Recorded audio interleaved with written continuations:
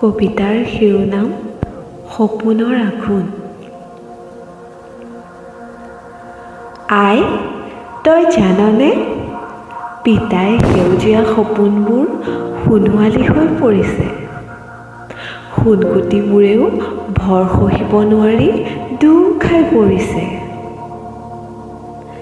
ৰ'দৰ জিলিঙনি পৰি ধানবোৰ তিৰবিৰাই উঠাৰ দৰে পিতাই মুখতো আশাৰ ৰেঙনি জিলিকি উঠিছে। তই চিন্তা নকৰিবি অ' আই, আমাৰ আৰু পেটৰ তাৰণা উজাগৰে থাকিব লগা নহয়। কুকুৰাৰ ডাকতে বাঢ়ি বন কৰি ৰমলাহঁতৰ লগত ময়ো পথাৰলৈ ঢাপলি মেলিম। তই তামোলৰ হাঁচতিখন আজিয়ে বান্ধি থবি। তই আকৌ ৰুগীয়া দেহাৰে জলপান দিবলৈ নাযাবি, মাথোক পিতাইৰ বিৰিয়া পাত যোগাৰ কৰি দিবি।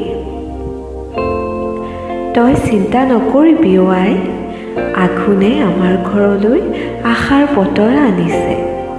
সেইবাবেই আজি পিতাইৰ মুখত প্ৰাপ্তিৰ উল্লাস। ধন্যবাদ।